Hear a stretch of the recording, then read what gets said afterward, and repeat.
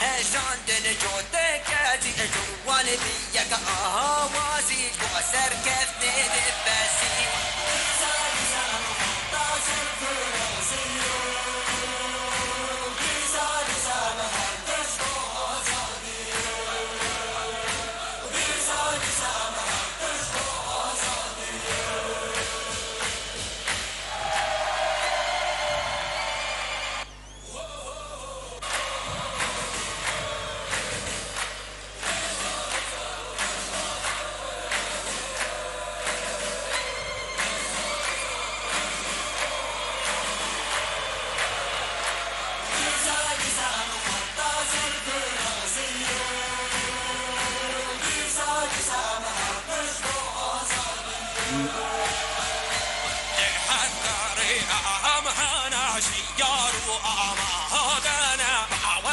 جوشو كان حبي يا قل الخانة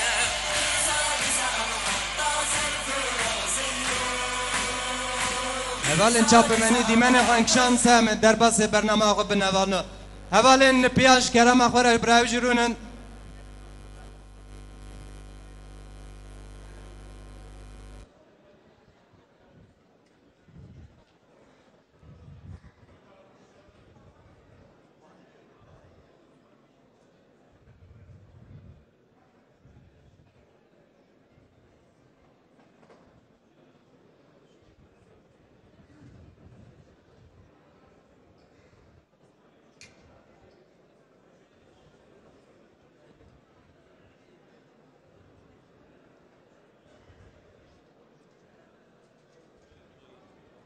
هوالن بردریش کرم آخر کرم کنوارن اندر و برنامه ما دست بی که هوالنو یه پیاج برارونش کرم آخره دیسا ام خطا سرفرازیه دیسا ام هرتش جبو آزادیه لهر درم هنه اوهی بیا گل خانم افدی من نشان داده که و اتفاقا آزادی و دموکراسی کرد و به برلینگه که دست پیکا سرکفتنه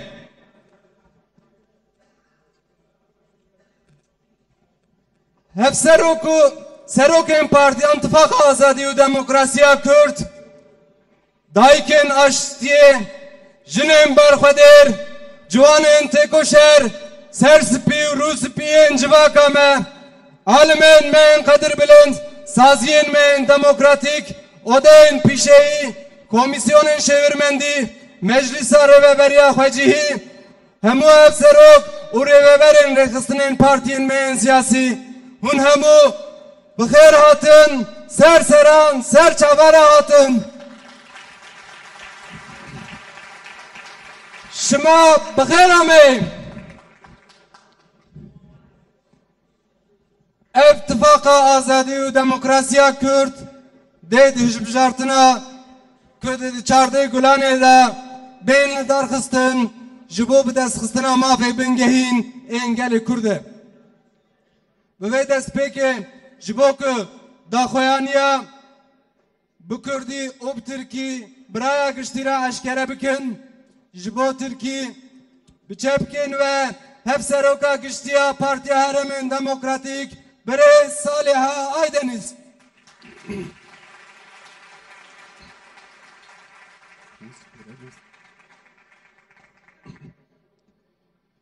ji bo bi Kurdî serokê giştiye Partiya Sosyalistên Kurdistan birêz Bayram Bozyel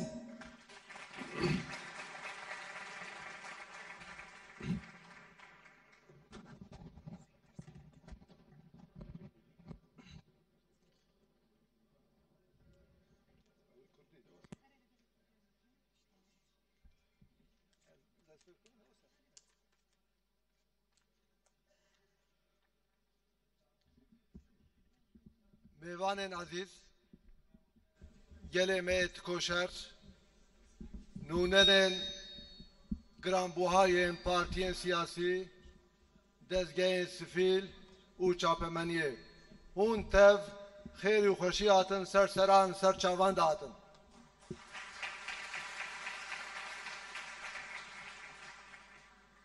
Îro em ji bo îlankirina Tifaka Azadî û Demokrasiyê ya Kurd li vir in. Bila avakirina Tifaka Azadî û Demokrasî li gelê me pîroz be.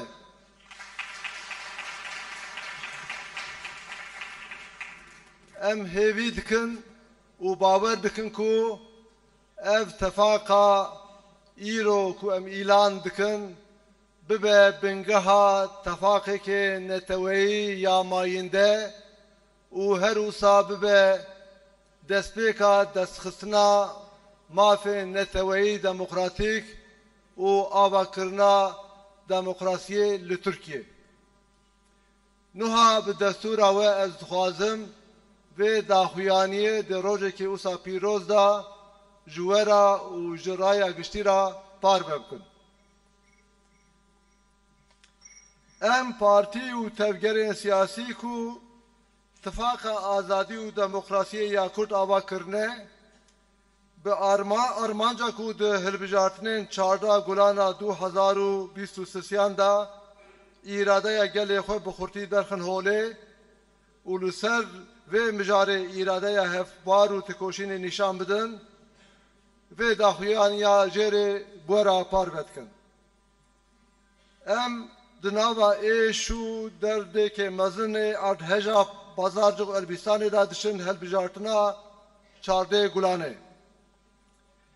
Di erdheja ku navenda wê Maraş bû, li gor hijmarên fermî 50,000 zêdetir însan jiyana xwe onda kirine, bi 100,000 jî însan birîndar bûne.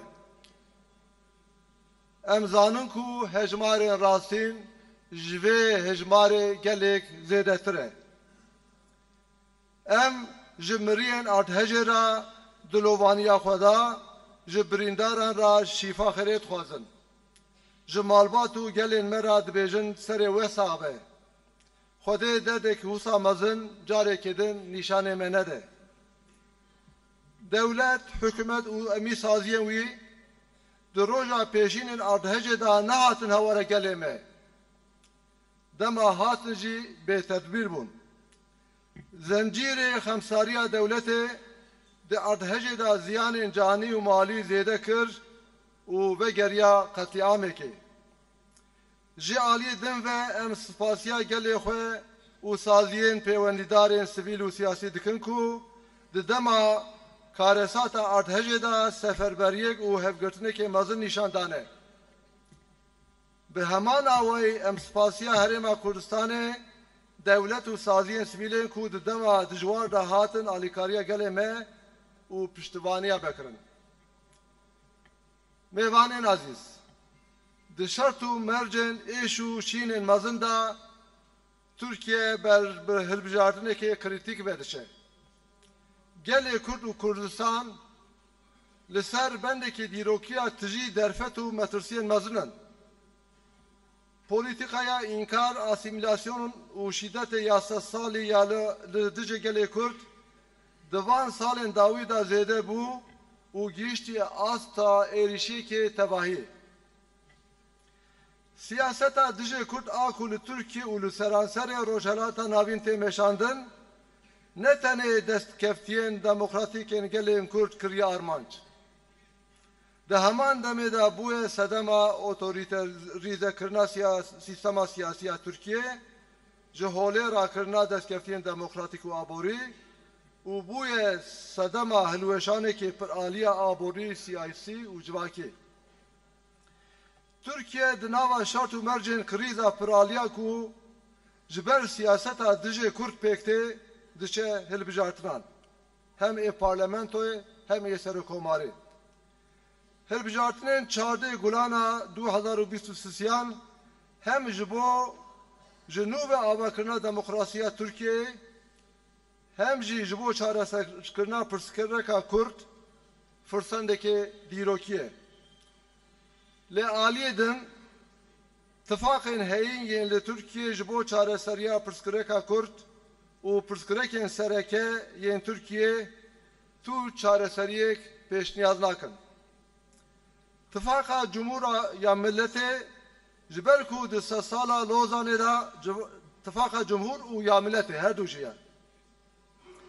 Ji ber ku di sed saliya Lozanê de li ser esasê konsepta ewrekariya neteweyî ya dewletê stratejîk dibeşînin, ne li ser veguhartina dewletê û demokratîk bûnê, li ser esasê polîtikayên parastina statûkoya heyî stratejîk dimeşînin. Tifaqa Cumhur stratejiya xwe ya sereke li ser tunekirina destkeftiyên gelê me li hundir û derve ava kiriye. Li aliyekî bi awayekî vekirî êrişî dînamîkên demokratîkên neteweyî yên Kurd û hêzên demokratîk yên Tirkiye dike, li aliyekî din jî polîtikayekê ku bi gotinên nefretê dijî bawermendan û kêmnetewan dijberiyan kûr dike.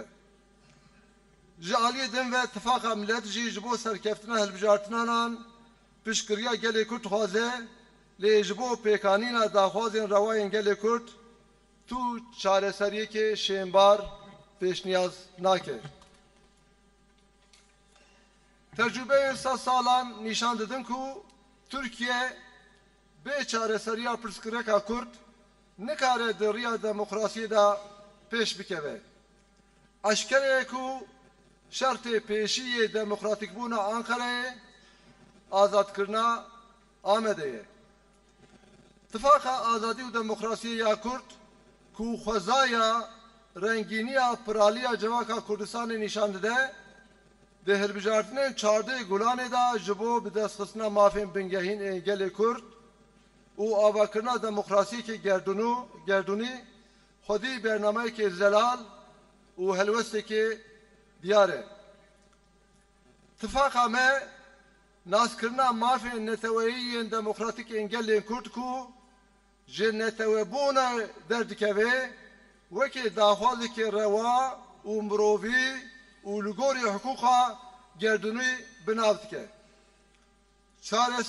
Çareseriya aştiyane ya pirsgirêka Kurd bi aktorên siyasî Kurd re li ser esasê wekheviyê wê li Tirkiyeyê rê li ber demokrasiyê veke asta pêşketina aborî û refaha civakî zêde bike.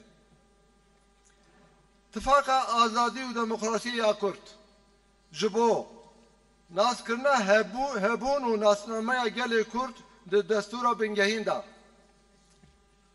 ji bo qebûlkirina zimanê Kurdî wek zimanê perwerdeyê ji baxçeyê zarokan heta zanîngehê û li kêleka Tirkî wek zimanê fermiyê duyemîn. Afirandina hewldarekî demokratîk ku Kurd bi azadî xwe birêxistin bikin û dibin navê Kurd û Kurdistanê de xwe îfade bikin. Ji bo naskirina statûyekê ku gelê Kurd li Kurdistanê xwe rêve bibe. Vegerandina navên Kurdî yên niştecî, ciyên erdnîgarî û dîrokî ku navên wan li Kurdistanê hatine veguhartin. Ragihandina ciyê gorên kesayetiyên Kurd ên dîrokî ku gorên wan hatine helweşandin an jî veşartin.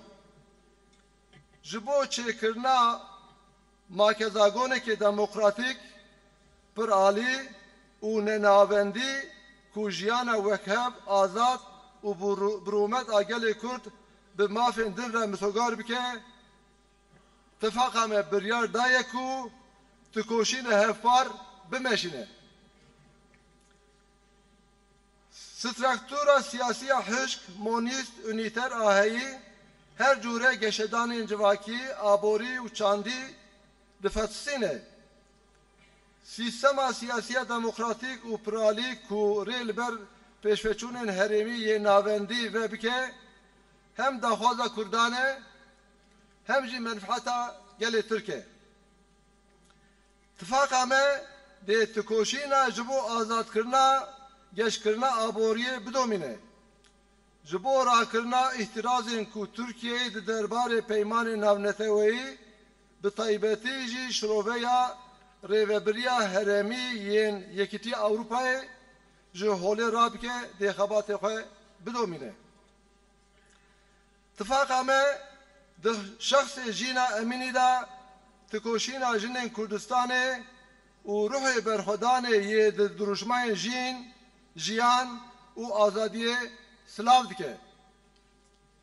Tifaka me ji bo dawî anîna li her cûre pêkanînên cudakarên hukûkî, îdarî û çandî yên li ser jinan tê dikoşe. Pergalekê civakiya ku jin di hemû qadên jiyana civakî de bi awayekê wekhev û azad xwe îfade bikin û xwe birêxistin bikin diparêze.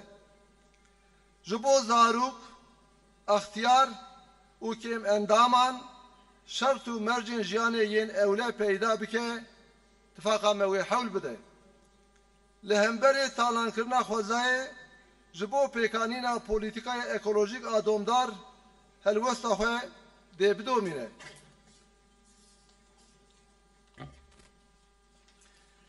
Tifaka me zihniyeta dewletê ya înkara gelên Kurd, Ermenî, Asurî, Suryanî, Arab, Azerî, Türkmen ku li Kurdistanê dijîn û feraseta zordest a ku li dijî komên olî û baweriyên wekî Alewî, Sunî, Xristiyan, Cuhî û Ezîdî dibeşîne red dike.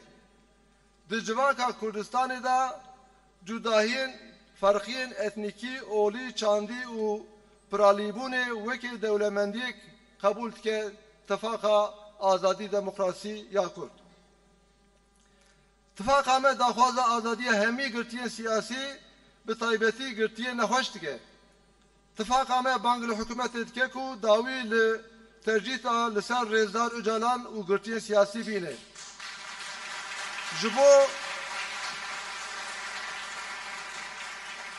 Ji bo hemî girtiyan divê mafên siyasî, hukûkî û mirovî yên ku bi qanûnê hatine garantîkirin bên cîbicîkirin. Di hilbijartinên 2023 da jî em ê tikoşîna azadiya girtiyên siyasî û başkirina şert û mercên girtîgehan bidomînin. Em ê tikoşîna xwe ya hevpar a li dijî qayyûmên ku îradeya gelê Kurdistanê desteser kirine bajon. Tifaka azadî û demokrasî ya Kurd li çar perçeyên Kurdistanê xwedî li destkeftiyê neteweyî yên gelê me derdikeve. Li hember her cûre û êrîş û hewldanên dijî van destskeftiyan helwestekê hevpar nîşan dide. Ji bo pêkanîna têkiliyên bazirganî, mirovahî û çandî yên di nav çar perçeyên Kurdistanê da tê dikoşe. Ji ber ku Tirkiye û Kurdistan di qada erdhejê da cî digirin, tifaka me avakirina abahî û bajarên li dijî erdhejê wekî armancekê girîng dest nîşan dike. Tifaka azadî û demokrasî ya Kurd ji bo daxwazên mafdar û rewayê yên jorîn di dema xebatên hilbijartinên da bên xurtkirin û bilendkirin û piştî hilbijartinê ev daxwaz di asta qanûnî û destûrî da bên qebûlkirin wê tikoşîna hevpar bidomîne. Tifaka me bang li gelê me dike ku li dora partiya çepa kesk bibin yek. Ji bo ku daxwazên li jor di asta qanûnî û destûrî da cih werin anîn û ji bo serketinekê mezin a hêviya gelên me di çardê gulanê da dengê xwe bidin partiya çep a kesk. Her wisa serkeftina me ya hilbijartinê dê bibe bingehê girîng ji bo xebatên tifaka neteweyî ya demdirêj a gelê Kurd. Dem dema hêza xwe bikin yek. Bêşik em ê bi ser kevin. Bi destxistina azadiyê girêdayê me ye. Em ê bi hevra tê bikoşin, em ê bi hevra ser bikevin. Yekîtiya Kurdan, azadiya Kurdan e. Gelek spas dikim.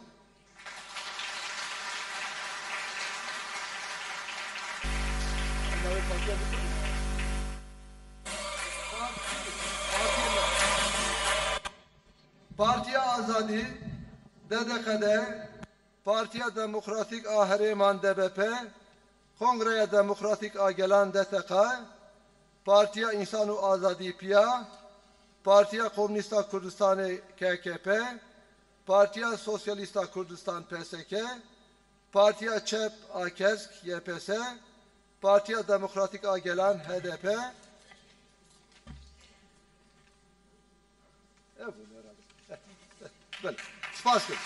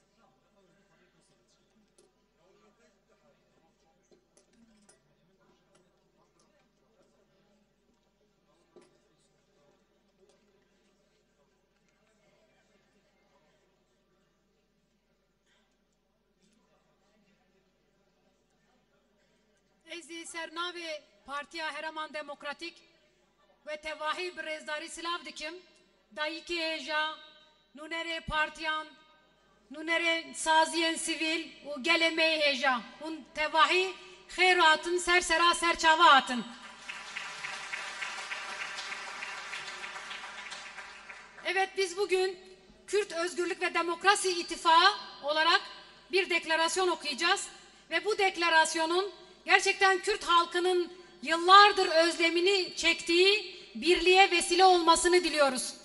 Kürt halkı yıllardır verdiği mücadeleyle mirası, siyasi bir mirası ve bir geleneğe sahip ve bu siyasi mirasla, gelenekle bugün Kürt halkı siyaseti Orta Doğu'da, Kürdistan'da ve Türkiye'de belirleyen bir noktaya gelmiştir ve Kürt halkı bu siyasi kilit olma rolünün de farkındadır ve bu birlikle, bu ittifakla bu kilit rolünü 2023'te oynayacağına inanıyoruz. Bunun için Kürt Özgürlük Demokrasi İttifakı olarak yürüttüğümüz bu çalışmanın sonuca evrilmesi üzerine deklarasyonu sizlerle paylaşıyorum. 14 Mayıs 2023 tarihinde yapılacak seçimlerde halkımızın iradesini güçlü bir biçimde ortaya koymak ve bu konudaki ortak mücadele kararlılığımızı vurgulamak amacıyla Kürt Özgürlük ve Demokrasi İttifakı'nı kuran biz siyasi partiler ve hareketler aşağıdaki deklarasyonu kamuoyuna açıklamayı tarihi bir görev olarak kabul ediyoruz. 14 Mayıs 2023 seçimlerine Pazarcık Elbistan depreminin büyük acısı, yası ve öfkesi altında gidiyoruz. Maraş merkezli depremde resmi rakamlara göre 50.000'den fazla insanımız yaşamını yitirmiş, yüz binlerce insan ağır bir biçimde yaralanmıştır. Gerçek can kayıpları ve yaralı sayısı ise çok daha fazladır. Ahmet'ten Cindireles'e geniş coğrafyaya yaşamını yitirenlere Allah'tan rahmet, yaralılara şifa diliyoruz. Ailelerine, halkımıza, halklarımıza başımız sağ olsun diyoruz ve büyük geçmiş olsun diyoruz. Devlet, hükümet kurumlarıyla en kritik ilk günlerde deprem bölgesinde yoktu. Geldiklerinde de donanımsızlardı. Devletin söz konusu ihmalleri zinciri depremdeki can ve mal kayıplarını artırarak katliama dönüştürdü. Öte yandan deprem felaketinde sergiledikleri büyük dayanışma seferberliği nedeniyle halkımıza, ilgili sivil ve siyasi kurumlara teşekkür ediyoruz. Benzer şekilde Kürdistan Bölgesel Hükümeti'ne dar zamanda halkımızın yardımına koşan ülkelere ve sivil kurumlara sundukları destek ve dayanışma için teşekkürlerimizi sunuyor ve söz konusu desteğin sürdürülmesine çağırıyoruz. Büyük acı ve matem koşullarında Türkiye kritik bir seçime gitmektedir. Kürt halkı ve Kürdistan büyük fırsatlar ve risklerle dolu tarihi bir eşikte bulunmaktadır. Kürt halkına karşı sürdürülen 100 yıllık inkar, asimilasyon ve şiddet politikası son yıllarda artarak topyekün bir saldırı boyutuna ulaşmıştır. Türkiye'de ve Orta Doğu genelinde izlenen Kürt karşıtı siyaset sadece Kürt halkının demokratik kazanımlarını ortadan kaldırmayı hedeflemekle kalmamış, aynı zamanda Türkiye'de siyasal sistemin otoriteleşmesine, demokratik kazanımların ortadan kalkmasına, ekonomik, siyasal, toplumsal çok yönlü bir çöküşe yol açmıştır. Türkiye, Kürt karşıtı siyasetin yol açtığı söz konusu bu çok boyutlu kriz koşullarında parlamento ve cumhurbaşkanlığı seçimine gitmektedir. 14 Mayıs 2023 tarihinde yapılacak seçimler hem Türkiye'de demokrasinin yeniden inşa edilmesine hem de Kürt meselesinin çözüm yoluna girmesi bakımından tarihi bir fırsat oluşturmaktadır. Öte yandan Türkiye'de mevcut iktidarların Kürt meselesinin çözümü ile Türkiye'nin temel sorunlarına ilişkin kalıcı bir çözüm önerileri bulunmamaktadır. Cumhur ve Millet İttifakı Lozan'ın 100. yılında devletin ulusal güvenlik konseptini esas alarak stratejisini belirlediklerinden dolayı devleti dönüştürüp demokratikleşmeyi değil, Kürt korkusu nedeniyle mevcut statükonun korunmasına yönelik politikaları esas alıyorlar. Cumhur İttifakı esas stratejisini içeride ve dışarıda halkımızın kazanımlarını yok edilmesi üzerine kurmuş bulunuyor. Bir yandan Kürt ulusal demokratik dinamikleriyle Türkiye demokrasi güçlerine açık fiziki saldırılarda bulunurken diğer yandan halklar ve inançlar arası nefret söylemiyle kutuplaştırmayı derinleştiren bir siyaset izliyor. Millet İttifakı ise seçimi kazanmak için Kürt halkının desteğini istiyor ancak Kürt halkının haklı taleplerini karşılayacak somut bir çözüm ortaya koymuyor. 100 yıllık deneyimler Kürt meselesi çözülmeden Türkiye'nin demokrasi yolunda yol kat etmeyeceğini göstermektedir. Açıktır ki Ankara'nın demokratikleşmesinin ön şartı Ahmet'in özgürleşmesinden geçmektedir. Kürdistan toplumunun çoğulcu yapısını yansıtan Kürt Özgürlük ve Demokrasi İttifakı 14 Mayıs'ta yapılacak seçimlerde Kürt halkının temel haklarının elde edilmesi ve evrensel standartlarda bir demokrasinin inşası için net bir programa ve kararlı bir duruşa sahiptir. İttifakımız Kürt halkının millet olmaktan kaynaklanan ulusal demokratik haklarının tanınmasını evrensel hukuka uygun, meşru ve insani bir talep olarak nitelendirmektedir. Kürt meselesinin barış ve eşitlik temelinde Kürt siyasi aktörleriyle çözümü Türkiye'de demokrasinin önünü açacak, ekonomik kalkınma ve toplumsal refah seviyesini yükseltecektir. Kürt Özgürlük ve Demokrasi İttifakı, Kürt halkının varlığının ve kimliğinin tanınması, yapılacak anayasada yer alması, Kürt dilinin anaokulundan üniversiteye kadar resmi eğitim dili olarak kabul edilmesi ve Türkçenin yanı sıra ikinci resmi dil olarak tanınmasını, Kürtlerin Kürt ve Kürdistan isimleriyle özgürce örgütlenmeleri ve kendilerini ifade etmelerinin önünü açan demokratik bir ortamın yaratılması. Kürt halkına Kürdistan'da kendi kendilerini yönetmelerine imkan verecek bir statünün tanınması.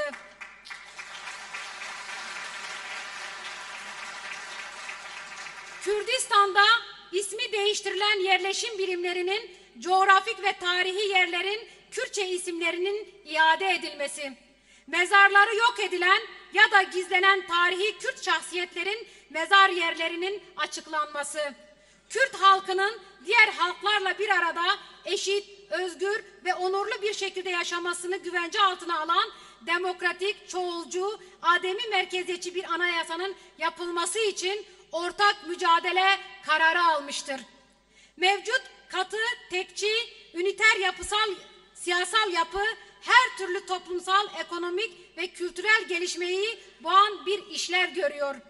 Ademi merkeziyetçi, yerel inisiyatiflerin önünü açan demokratik ve çoğulcu bir siyasal sistem hem Kürtlerin talebidir hem de Türkiye halklarının yararınadır.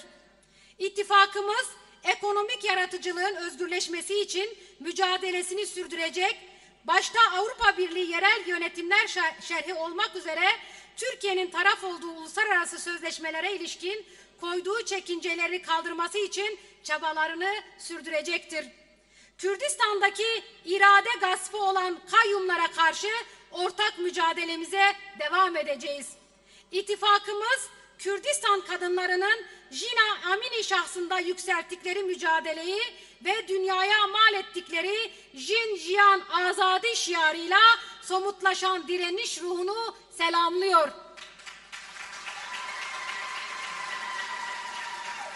İttifakımız kadınlara karşı geliştirilen her türlü ayrımcı, yasal, idari ve kültürel uygulamaların son bulması için mücadele eder, kadınların toplumsal yaşamın her alanında eşit ve özgür bir şekilde kendilerini ifade edip örgütlenebilecekleri toplumsal bir sistemi savunur. Çocuklar, yaşlılar ve engelliler için güvenli yaşam koşullarının sağlanması için mücadele eder. Doğanın talanına karşı ekolojik temelde sürdürülebilir bir politikanın hayata geçirilmesi için kararlı duruşunu sürdürür. İttifakımız, devletin Kürdistan'da yaşayan Kürt, Ermeni, Asuri, Süryani, Arap, Azeri ve Türkmen halklara, Alevi, Sunni, Hristiyan, Musevi, Ezidi gibi din ve inanç kesimlerine karşı izlediği inkarcı ve baskıcı anlayışı reddeder. Kürdistan toplumundaki etnik, dini, kültürel farklılıkları ve çoğulculuğu bir zenginlik olarak kabul eder. İttifakımız, hasta tutsaklar başta olmak üzere tüm siyasi tutsakların ayrımsız ve koşulsuz serbest bırakılmasını savunur. İttifakımız, hükümeti Sayın Abdullah Öcalan'ı ve diğer siyasi tutsaklar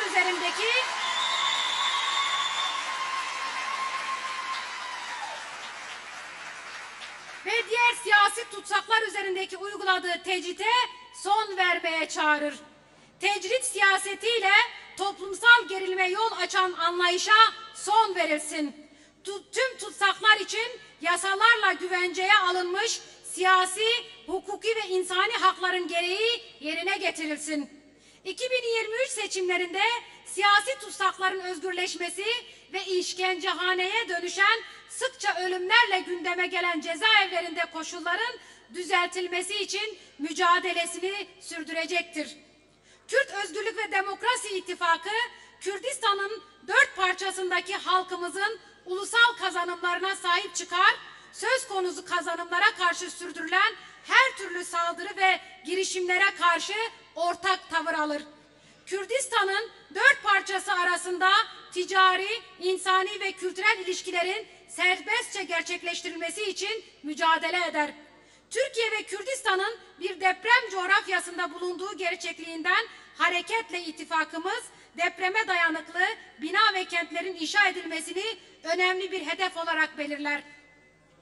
Kürt Özgürlük ve Demokrasi İttifakı, yukarıdaki haklı ve meşru taleplerin seçim kampanyası boyunca toplumsallaşması, seçim sonrasında ise yasal ve anayasal düzlemde kabul görmesi için ortak mücadeleyi sürdürecektir. İttifakımız yukarıda belirtilen taleplerin yasal ve anayasal düzenlemelerle güvence altına alınması için halkımızı Yeşil Sol Parti etrafında kenetlenmeye, halkımızın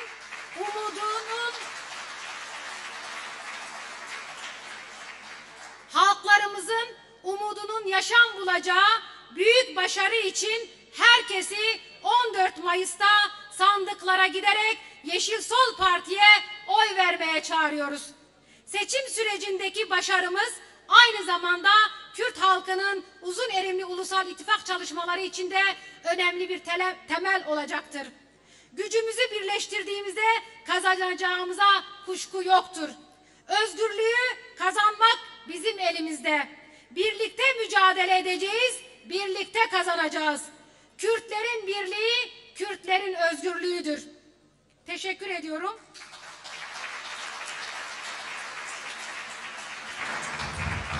Bu deklarasyonun altına imza atanlar Demokratik Toplum Kongresi, Demokratik Bölgeler Partisi, Yeşil Sol Partisi, Halkların Demokratik Partisi, Kürdistan Komünist Partisi, İnsan ve Özgürlük Partisi, Kürdistan Sosyalist Partisi, Devrimci Demokrat Kürt Derneği, Partiye Azadi.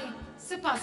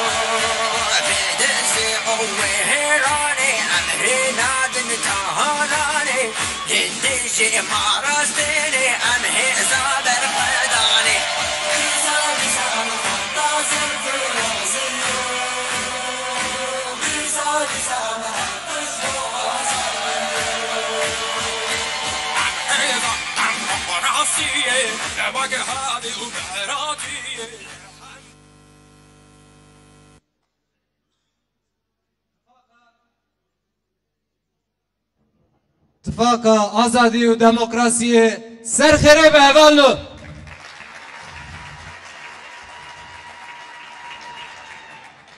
Dema em heza xwe bikin yek, beşik em ê bi ser bikevin. İttifaka me bang li gelê me dike ku li dora partiya Çepakesk bibin yek. Niha ji bo axaftina xwe bike bi çepkên ve hevserokên giştiye Partiya Demokratîka Gelan HDP Birêz Mithat Sancar.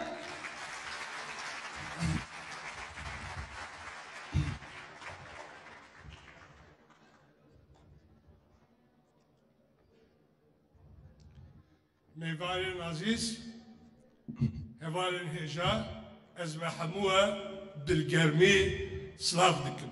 Hûn hemû xêratin, serseran, serçavaran. Sevgili dostlar, değerli konuklar, önemli bir günde bir arada gelmiş bulunuyoruz.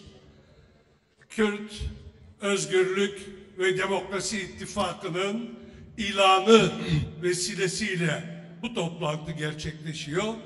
tarihi bir adım olarak kabul edebiliriz. Şimdiden hayırlı olsun. Emdi Bey'in tifaka ve serheri.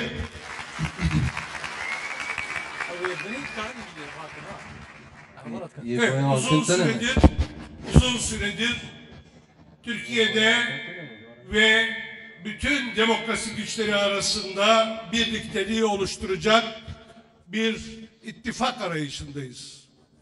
Adına Büyük Demokrasi İttifakı, adını Büyük Demokrasi Buluşması ve İttifakı koymuştuk. Bu yolda önemli çalışmalar yapıldı, adım adım ilerlendi ve nihayet önemli sonuçlara ulaşıldı.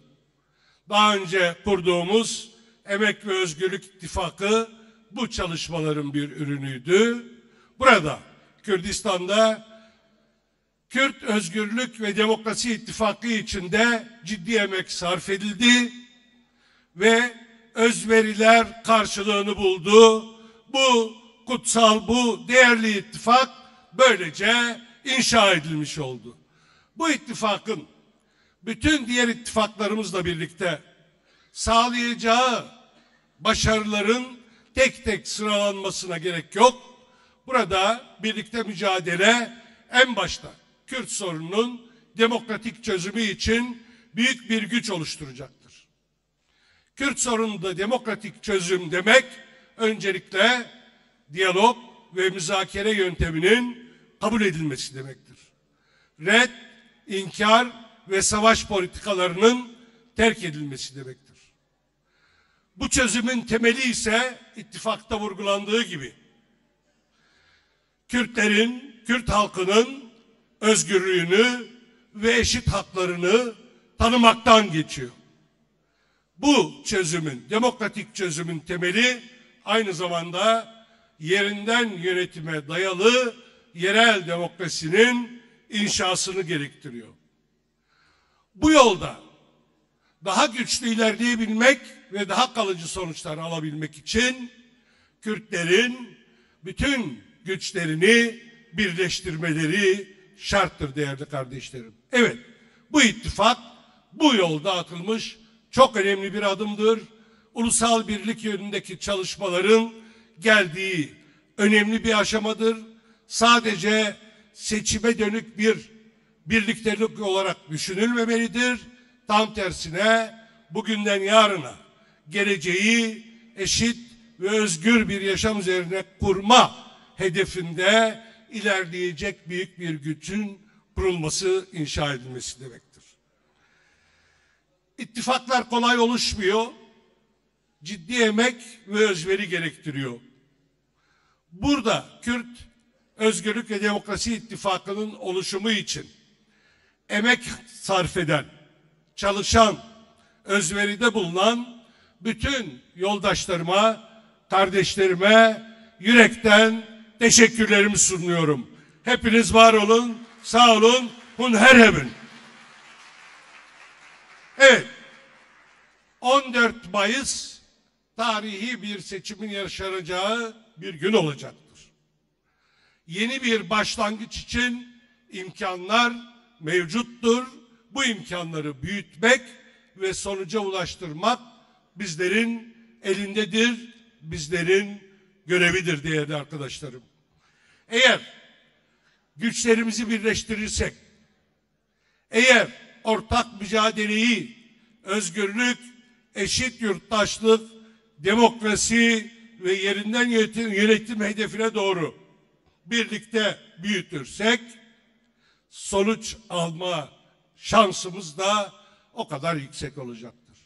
İnanıyorum ki bütün ittifaklar, oluşturduğumuz bütün ittifaklar Türkiye'de demokrasiyi gerçek anlamda inşa etme, bu ülkede yaşayan bütün inançların ve halkların eşitliğini ve özgürlüğünü sağlama hedefini mutlaka yakalayacaktır. Kürt halkı büyük özverilerde bulundu. Bugüne kadar mücadelede en ufak bir geri adım atmadı. Direndi, bütün baskıları boşa çıkardı.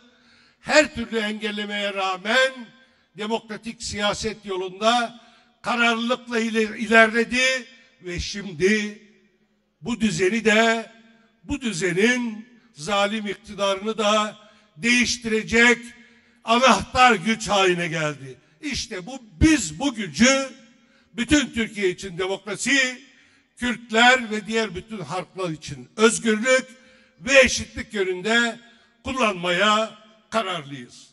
Kimse şüphe duymasın. Bu ittifaklarla mutlaka hedeflediğimiz sonuçlara doğru sağlam bir şekilde ilerleyeceğiz. Elbette bazı sorunlar olabilir. İttifaklar oluşurken ittifaklar içinde bazı tartışmalar veya bazı anlaşmazlıklar olabilir. Bu doğaldır. Çünkü ittifak demek farklı güçleri bir temelde ve hedefte bir araya getirmek demektir. Önemli olan sorunları yoldaşlık ve ortak mücadele iradesi çerçevesinde çözüme kavuşturmak ve en yüksek başarıyı elde edecek formülleri oluşturmaktır. Bizler bunun için elimizden geleni yapıyoruz. Göreceksiniz, bu sorunlar, şu anda konuşulan sorunların hepsi en iyi sonuca bağlanacak şekilde çözülecektir. Kimsenin karamsarlığa veya kaygıya düşmesine gerek yok. Görüyorsunuz, Demokrasi İttifakı'nı boydan boya Kürdistan'dan Türkiye'nin dört bir köşesine inşa ediyoruz. Kolay bir iş değil ama emek sarf edince oluyor, inanınca oluyor. Şimdi gördüğünüz gibi. Ez cardi dubejim, ittifaka, azadi ve demokrasi, ya Kürt, serhere be, reyame vekili be, ev ittifak ve serkevi. Hun biminin bixir khoşiye de u serkeftin evalnoş, bu mahmure.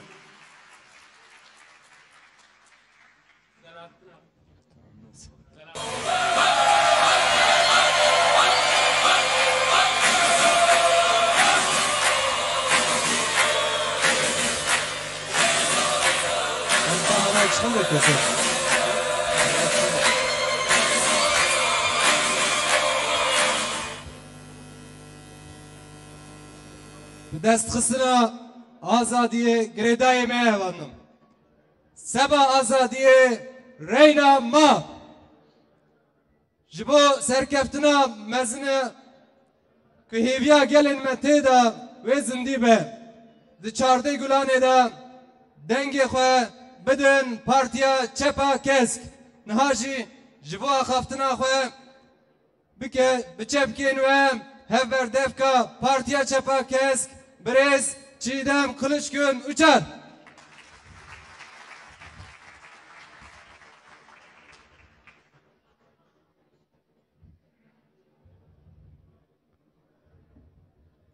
Merhaba Hevalin Heja, merhaba Mevanin Delal, merhaba Gelemeye Heja. Hun bir herhatın, sersera serşava hatın, serneva partiya çepakes, Emrura silah rezako peşkeştikim. İro em bir coşine, bir hevine, bir hevrene, udu bejin disa em, disa azadi, disa serkeftin.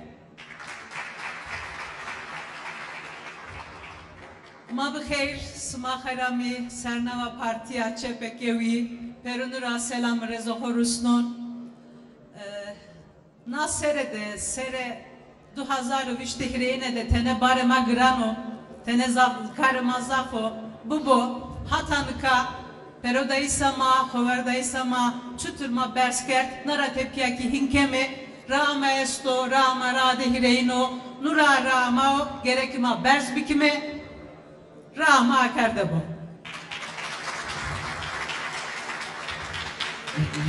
Üçüncü dile geçmiş bulunuyorum. Merhaba değerli halkımız, merhaba değerli misafirler.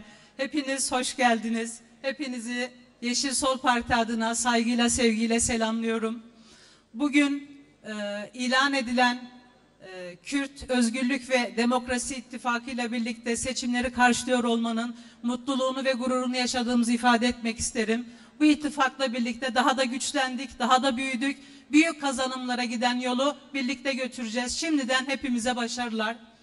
Bizi karşılayan seçim, yani 14 Mayıs seçimleri olağan dışı bir seçim. Hem içinde bulunduğumuz yüzyılın başlangıcı, hem de Türkiye'de kutuplaştırılan siyaset bağlamından baktığımızda önemli görevlerle karşı karşıyayız. Aslında kurucusu olduğumuz Türkiye Cumhuriyeti'nde bugün geldiğimiz aşamada baktığımızda yaşadığımız ötekillik, yaşadığımız yok sayılmanın bu yeni yüzyılın inşasında yeni bir şeye bürünmesi gerekiyor. Bu kurucu özde olmak anlamında söylüyorum. Bunun gücü Kürt halkının bugüne kadar yürütmüş olduğu özgürlük mücadelesinde hep vardı. Bundan sonra da var olmaya devam edecek. Biz demokratik siyasetin teminatı olarak kendimizi tanımlıyoruz. Bu tanımlamayı yaparken de bizlere destek veren, değişim gücünü bize motive eden haklarımızdan alıyoruz. Ama biz aynı zamanda bir değerler siyaseti yürütüyoruz. Bugün burada bizi buluşturan, bu sözleri kurdurtan değerleri yaratanlara buradan binlerce selam olsun. Bu değerleri savunurken cezaevinde olanlara, sürgünde olanlara ve bugün sesimizin ulaştığı herkese tekrardan binlerce selam olsun. Biz emanet aldık. Bundan sonra daha da büyüteceğiz, daha da güçlendireceğiz. Sadece Kürt halkının değil, Türkiye'deki bütün halkların kazanımına vesile olacak bir başarıya imza atmak için yola çıktık. Hiç kimsenin şüphesi olmasın, bu başarı hepimizin olacak. Kürt hareketlerinin çıkış noktaları aslında var olan haksızlığı ortadan kaldırmak, toplumu hak ettiği yere taşımak, özü itibariyle de aslında eşitlik, özgürlük ve demokrasi mücadelesi yürütmek oldu. Bu yolda ağır bedeller ödendi, aslında halen de ödenmeye devam ediliyor. Ama biz biliyoruz ki elde edeceğimiz başarı Türkiye'deki bütün halklar için, bütün toplumsal kesimler için ve bütün inançlar için. Bugüne kadar yürütülen mücadele, yani Kürt halkının mücadelesi, yani bizlerin mücadelesinin de destansı bir mücadele olduğunu söylemek yerinde olur diye düşünüyorum. Ortaya çıkış noktaları ve mücadeleleriyle ortak ve asgari müştereklerle bir birliğin, yani ulusal birliğin oluşması da kaçınılmazdır. Bugün verdiğimiz mücadele, Rojava'da kurulan sistem, tüm dünyaya mal olan, özelde Kürt Kadın Hareketi'nin Jinjiyan Azadi sloganı ve yine vazgeçilmeyen Kürtlerin özgürlük ve direniş mücadelesi yol gösterdi Türkiye'deki demokratik siyasete, bundan sonra da yol göstermeye devam edecek. Biz Yeşil Sol Parti olarak bunun emekçisiyiz. Sizlerle birlikte en yüksek noktaya taşımak için de elimizden geleni yapmaya devam edeceğiz. Türkiye'de bir Kürt gerçekliği var ama ulus devlet paradigmasıyla bu gerçeklik bir sorun olarak yansıtılıyor. Türkiye'de ve özellikle de bulunduğumuz coğrafyada, bu kadim kentte, direnişin, Kürt direnişinin ve özgürlüğünün sembolü olan bu kadim kentte Nevroz'da da gördüğümüz, burada da gördüğümüz çok ciddi bir çözüm iradesi var. Bu çözüm iradesi ulus devlet paradigmasına kurban edilemeyecek, mahkum edilemeyecek kadar kıymetli. Türkiye'nin, daha doğrusu Türkiye'deki mevcut iktidarın Kürdistan'a yansıması birincisi savaştır, ikincisi tecrittir, üçüncüsü kayyum rejimidir ve özel savaş politikalarıdır. Savaş konusunda sadece Kürtler değil, Türkiye'de bulunan bütün demokrasi güçleri iktidarın dayattığı, kendi bekası için dayattığı savaşa karşı barış sesini yükseltmeye devam ediyor. Tecrit politikası, başta Sayın Abdullah Öcalan olmak üzere Türkiye'nin bütün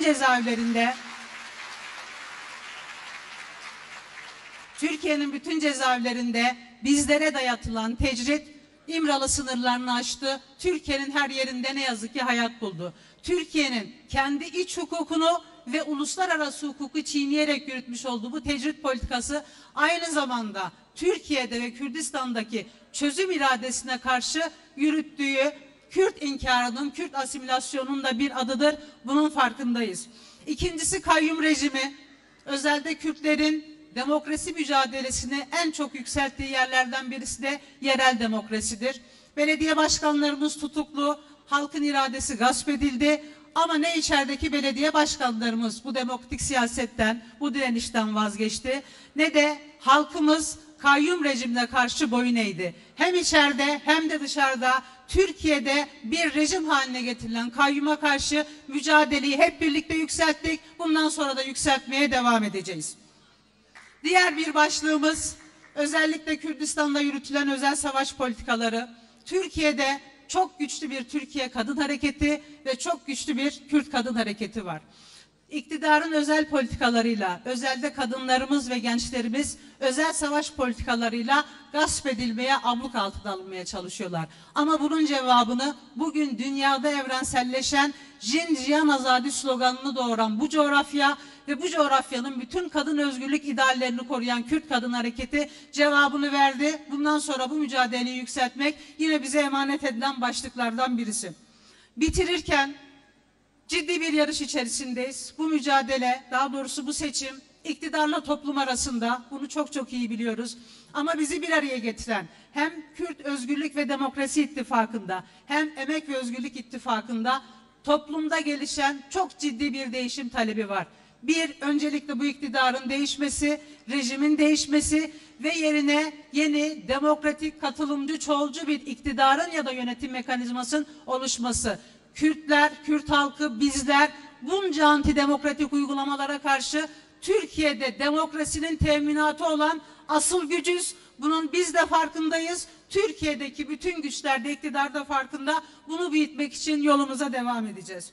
Gömme siyaseti, ölüm siyaseti yapan iktidara karşı Yeşil Sol Parti ve tüm ittifaklarla birlikte yaşatma siyasetine, yeşertme siyasetine emek verdik. Bunu yükseltmek bizim borcumuz.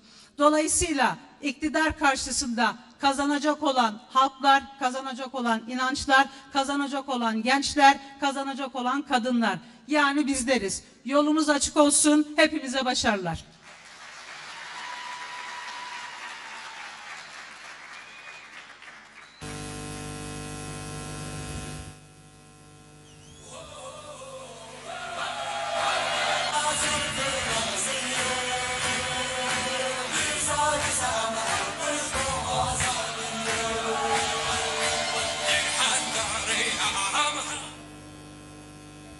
بله ممنون امی به هبرا تیب کوشن امی به هبرا بسر بکبن نهاجش بو اخافتنا خواه بکه سروک گشتی پارتیا آزادی برز آیت الله آشتی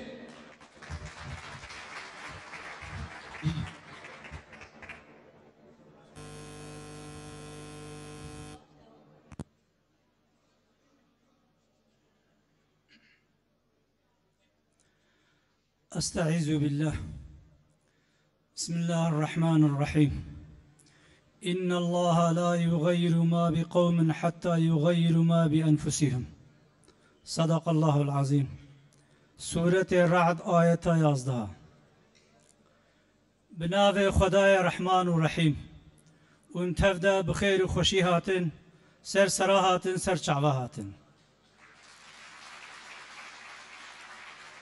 و ام هیویدارنج خدای عالمه کو خدا عز و جل متواش خیره و مها مبارک مها رمضان محروم نکه و ام جاردی هیویدارن و دعاکارنج خدای عالمه گومه به هفره سرکفتی بکه لورا وقتی گو سرکفتن نب هفره به قیمت جیرانینا خیر جیرانینا ده آیتا پیروز ده خدا عز و جل وهات بجه بکرتای ازل سر بسکنم ده بجه کی حتی کی گو گلک ملتک ولاتک حیاتا خو نگوهره خدا عز و جل حیاتا تو کسی نگوهره نه اگر کی گو ام دخوازن گوهرتن جیانا مده چه ببه لازم ام بریا حرتشتیش خودست ببکن غلطیه مچنه شاشیه مچنه و ذهنیتا گو اما ام دوام لی حمودشتی بدجمل و گرید دن لگور قنعتا مبیرو باوریا ام نراستا راستا دجمناتیا خود که مرحمت و هیویش دجمن نایه کرین کی پکی چما ام بر خدا ناخو ناکن چما ام هزا خو به جوش ناکن چما ام هزا خو گرسا ناکن جبوگو ام تمام گله خوب دست خن بهز کن و دخنا نوا و اتفاقا هانا دا و دهل بجارتنا دا دنگه وابستینن چما ام وظیفه خواه براستی بجدی پیک ناینن اواناجی کمایه مند و ام کمایه خو ببینن لورا وقتی گو مرف تم هر جار خطا و کمایه دجمن ببینه خطا و کمایه خو نبینه اوانا دجی عدتا خدایا خدای کائناتی خدایا د کائناتی دا کی چبکه عدتا که خدا هیا سنتا که خدا هیا لازم او عدتا خدا او سنتا خدا پیکوری او عدتا خدا سنتا خدا بر خدا ناجیانه که برومت چیا گو بریا هر تشتی او انسانه گوت خوازن آزاد ببین او انسان خوازن گوش مظلومیتش بندستیه درکون ری و ریباز آزادی پیک بینن وقتی ری و ریباز آزادی پیک نبینن خدا عز و جل و سرکفتی ناکه به مناسبت از دخوازم نقطه که گل که گرینگ بین مزمان اف میجیه گو کتیه جواکا عالم اسلام دا گو چته سره گلا و سره ملتا و سره انسانا به قدراوی بو قدراوی پیکات اف ذهنیت نه ذهنیت خدا و پیغمبره اف ذهنیت معاویه وقتی گو حسن و حسین کشتین و شهید کرین گو قدراوا بو ما گنه مچیا اف ذهنیت که نراستا قدره که نویسکی گو انسان و تعقیب بکن نینا بلکی کریار ما بریار ما خبات ما قدر منا معنا وینا دمه کی ام قدر خوب دست خود نویسینن اف ذهنیتا گود به قدر وابو د دیروکا عالم اسلام دا جبو گو دست هلدار ظالم وک ایرو انسان باورمند بخاپینین عقل واجره ببین اف وانا لهف آنیا د جیانا پیغمبر دا د قرآنا پیروز دا تشتکی وها تونه آدن چه گله گوهیا چه خباتا گوهیا سرکفتنا وینا لقای راستیا واب خوب خوریا ام اگر برا بخوازن گو سرکفتی ببین دوی تکلیه ما به هفره سر تمل راستیه بین سر تمل وکاویه بین وقتی گو ام او گله او طرفه او کسی اتفاقیه ده گو ام دبی ولا ام دخوازن به هفره متفق بکن ام جداهیت اخنا نقبینا هفده ام هفدو جدا بکن و ام هفره نراست بین خدا عز و جل ما سرکفتی ناکه خدا نمجبوره تو کسیه اما خدا حاشا بلا تشبیه گوتیج مبخوازن عذاب ودم اگر اون بخوازن عذاب ودم جبو خوستنه جی جبو راستیه جی دوی ام بدل و جان به هفره بوک حبیب آشتی بخوازن که حتی که خدا عز و جل بده ما لورا بالتعبیر که کرت و گندیکی وقتی مهوان نوی دوی دری و نابه کنگی امچون دوی دری خدا مدوزه خبره دوی دری خدا مهیویش خدا کر خدا و هنگی ما سرکفتی بکه بمینت خیر و خوشیه ده امانت خدا بین سرکفتن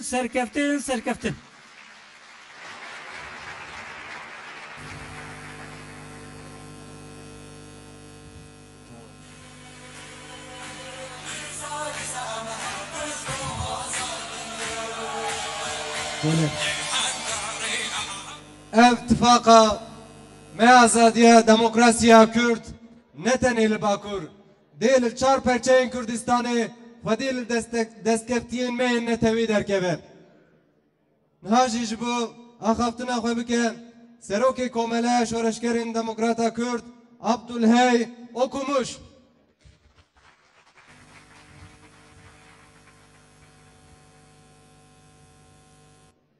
سلام و رس ون همی بخیر و خوشیاتن برانو شعر کرد دبه مزنایی نب پرو ماله مزنایی نب گورا کاله مزنایی به علم و عرفانه به جوهر انسانه باوری عدل منجی ایمان ابراهیم بهتره نکمتره ey miredizan via baş bizan ev zembila tüpe hati ji azman nema da te ji azman benevi riziya linavare qetiya u ket nav behra sor jera bu gor برانو بالسالانة لسرقلين كرد بإمها بإنكار بالرد بسرقلين كرداتين ليه بسرنا كتنا بالسالان ما ده حبس وزندانة ده خوستن برزينن هيجي في سياسة تاخد دومينن ليه بسرنا كتنا دي ساجي إيروجي طهران وبغداد وخوازن روجافا وباشور هلوشينن دور داجی و بسر نکبن. گله کرد بونه سمبولا تکوشینه. گله کرد بونه سمبولا برخودانه. جبر وی که جی سرکفتن اویدیس آبه کردابه. ایرو گله کرد باره کدای سرملی خود تکوشینا دموکراسیا Türkiye jî bi rastî yê ku dînamîzma wî dimeşîne jî gelê Kurdin. Dîsa ê ku wê jî dimeşînin em in. Me barê xwe giran kiriye em divê zanînê dane. Lê em ê bi tifaqa û bi hevkariya ji bin vî barî jî derkevin. Em di wê baweriyê dane ku em ê ji bin vî barî jî rihet derkevin. Ger em tifaqên xwe di warên siyasetê da, di warên dîplomasiyê da, di faaliyetên lobiya da, di temsiliyeta parlamentoyê da, ger em tifaqê xwe rast bikarbînin û bikeşidînin, win bawer bin serkeftin û azadî ji bo me nêzîktir e û ew ê nêzîktir be. Serkeftin ji bo me, serkeftin ji bo we, serkeftin ji bo hemû azadîxwaz û demokratîxwaza. Serkeftin ji bo Partiya Çep a Kesk Yeşil Sol Parti. Silav û rêz.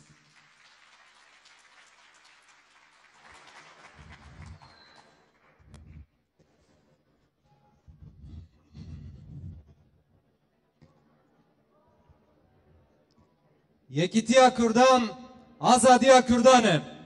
Hevkariya Kurdan, azadiya Kurdan e. Ev tifaq dê hilbijartinên 2023 yanda bibe sedema azadiya girtiyan girtiyên siyasî û rakirina tecrîdê jî. Niha jî ji bo axaftina xwe bike hevserokê Kongreya Civaka Demokratîk Birêz Berdan Öztürk.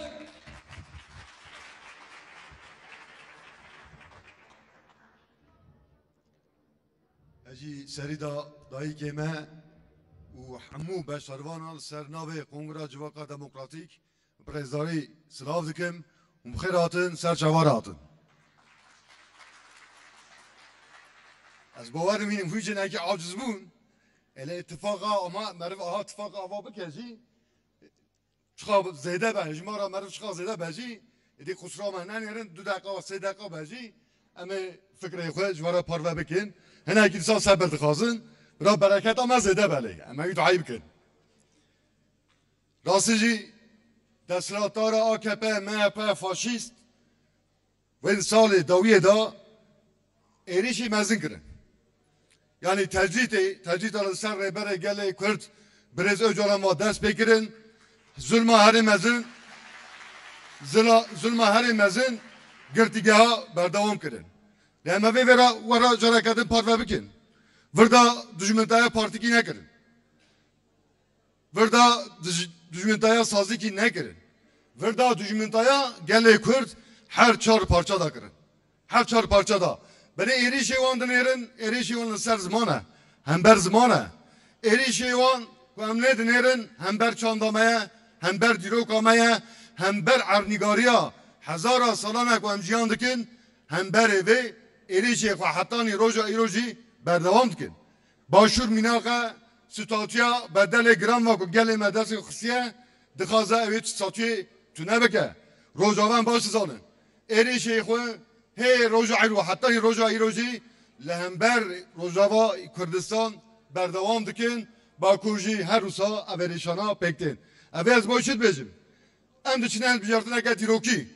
Ji bo gelê Kurd jî boy gele cuda cuda jî bîro bawariyê cuda cuda jî em ê sîstemê re war nebrûrû ewa firsateke mezin e ji ber wê yekê em dibêjin ji boî me dîrokî ye ji boî me ji ber vê yekê li Kurdistanê ewa tifaka hata avakirinê mühîm e rastî jî rojeke dîrokî ye ev roj servan esasa hem hêla Tirkiye hem hêla Tirkiye yê ku derva mane dervayê sîstemê mane li Kurdistanê jî sel sala ku zulma li ser erdngariya gelê me û gelê cuda ku dibînin hem ber wê em ê hene sandiqê hem ber wê em ê wana re bibne bersêveke xurt ji bo wî ji boî me girîng e ji boî me dîrokî ye eva tifaka jî ji ber wê yekê hêla Kurdistanê da jî ev sed sala polîtîkayê tunekirinê wata ku ne hesabkirinê îdeolojiya me çit be bira bibe fikrê me çit be bira bibe me goya êrîş hem ber nasama me ye ji ber wê yekê çiqa partî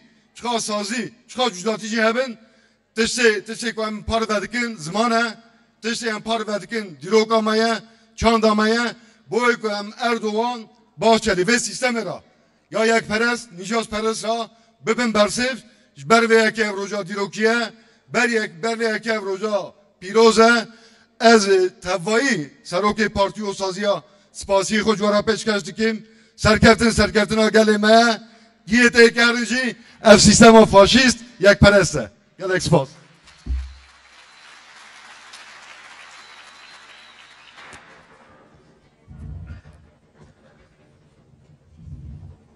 ev tifak ê têkoşîna xwe ya hevpar li dijî qeyûman ku îradeya Kurdistanê destserkirine ve bidomîne niha jî serokê giştî Partiya İnsan û Azadî Mehmet Kamaç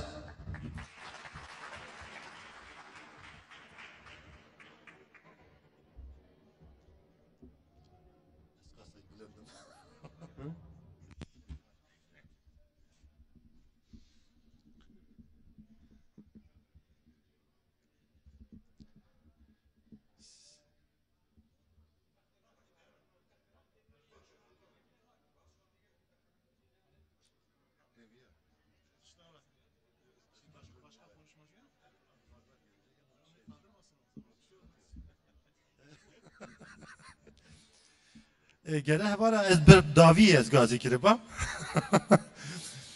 Gelê me yê birûmet serok û hevserok û rêveberên partiyê siyasî dezgehên sivîl ez ji ser navê Partiya İnsan û Azadî û Birêzdarî bi hirmet silav dikim.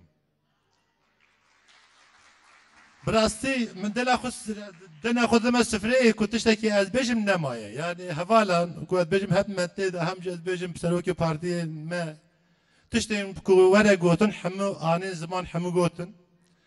Lê ez bi kurtasî bêjim gere em du tişta bikin di vê ewkê de. Yani di vê pêvajoyê de.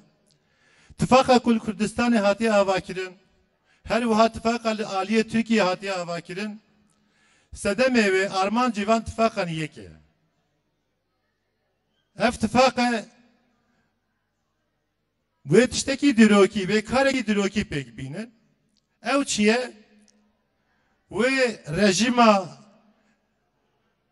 li ser zulmê, li ser înkarkirinê, li ser têkbirinê wê têk biben, wê ew tenê têra nake wê pêşeroja xwe li ser azadî û li ser demokrasiyê jî ava bike.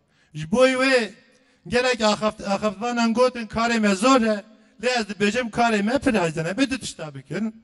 Em ê zulmê têk bibin, em ê edaletê jî ava bikin.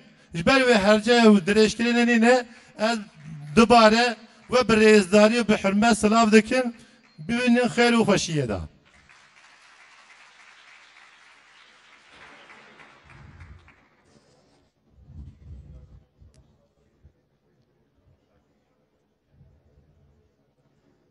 ev tifak ve her tim li hemberê her cure êrişên li ser Kurdan helbestekî hevpar jî nîşan bide. Niha jî axaftina xwe ji bo ku bike serokê giştî Partiya Komünîsta Kurdistan Birêz Sinan Çîftiyûrek.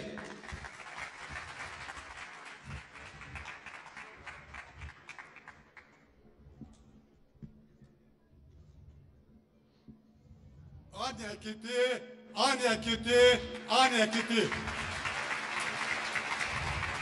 Yan eme bir yekmin bir serkevin, yan eme tekerin. Berivi 6 sali jimera gotun. Jibo ve iro roj ev roja ki Kürt deste xoy demokrat dereja Kürt bike. Kürt ji Kürt ra buwa demokrat jibo ve keke ev ittifaka azadi ve demokrasiya ya Kürt pekani ji kedamara desedira spas hazar jari spas. Divê derê de Silav Rêj hemû Kurdistaniyê re li her çar parçeyê Kurdistaniyê re li hemû şervanê Kurdistaniyê re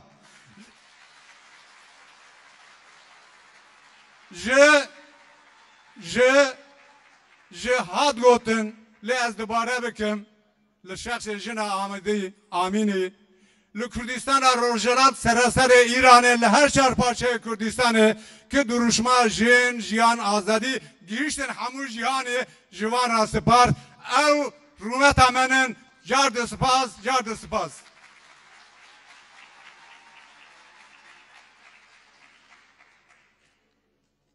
Me mizginiya ittifaka azadî û demokrasiya Kürt giran gihişte gelê xwe lê me bi hindirê wî tijî o me bi xurt gihişte gelê xwe em ê wê berfere bikin êkin hal derva menin hemû partiyê me yê Kürt ki derve ittifaka azadî û demokrasiya Kurdin deriyê me ji wan re vekiriye paşiya vê hilbijartinê zî em ê caran derê wan naxin an em ê berfere bikin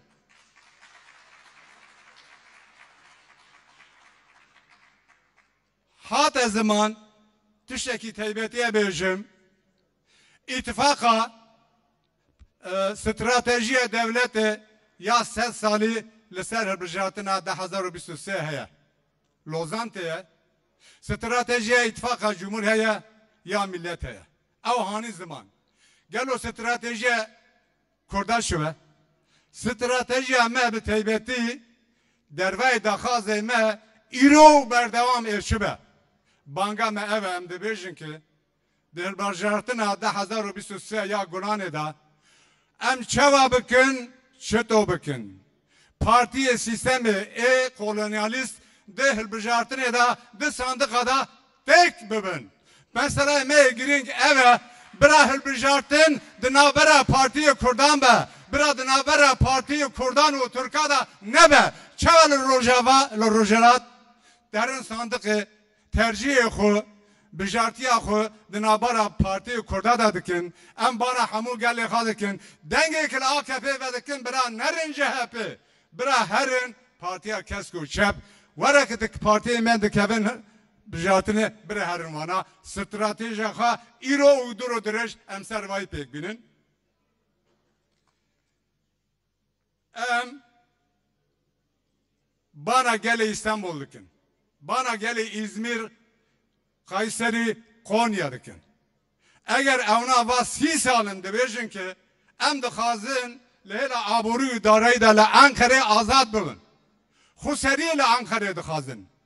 Enqere hêleke de divê erê rast e tenê yekperestiya Enqerê em nikanin aboriya Türkiye'ye bişopînin.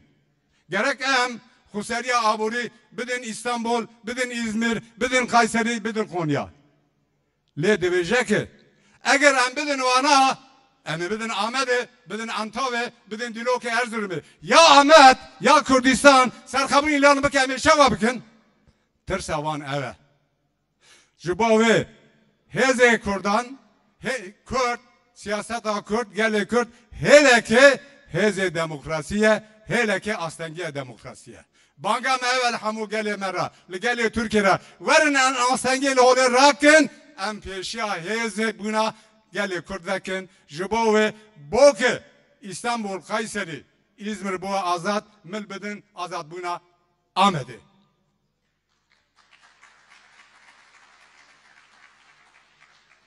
Ez tişkî dibêjim û ez ê biqedînim dirêj nekim. 2019 da İttifaka Millet pişkiril gele Kürt xast, bi destkeftiyê gelê Kürt, bi pişkirê gelê Kürt. Kürt gelek bajarên mezin ê heremî bi dest xistin. Lê di defaqto derket holê ki ji Kurdan re hanî gotin. Barê demokrasiyê, baro kulê demokrasiyê ser bira milê we be, lê belê bira fayda wê, bira sûdê wî ji min re be. Ger di vê hilbijartinê de gelê Kürt bêje û em ê bêjin ki eger bar ser me ye, fayda wî ziya me ye. Eger hûn car di me re bêjin ala vêre dala vêre Kürt here nûvetê em ê bên Meral xanim, Meral Akşener kerem ketit pêşê de here em ê paşê te de werin. Zor spas serçava malava baba.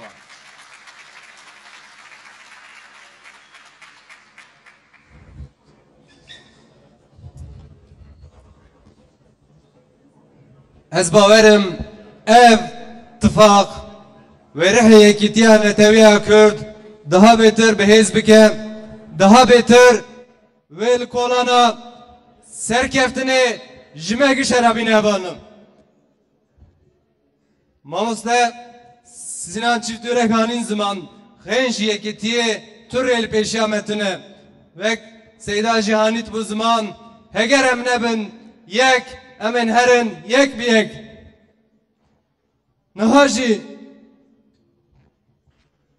em tifaqa azadî û demokrasiya Kurd bi tevahî davetê serdîkê dikin ji bo dîmenekî xurt.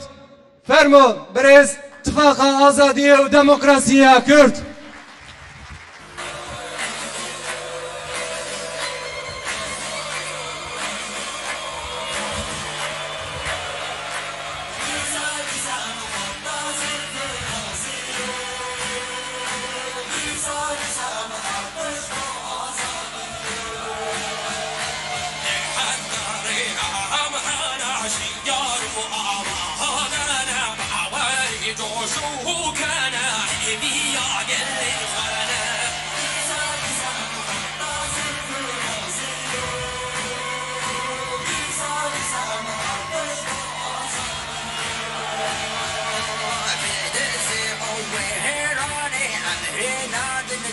Ben çıkınca ses.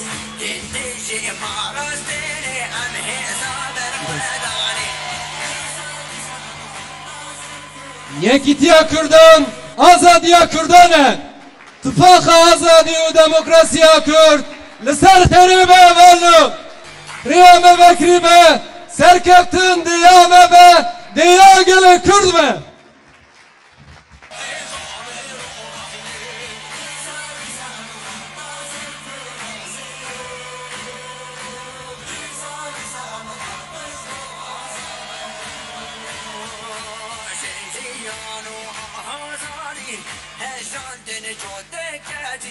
Wanna be a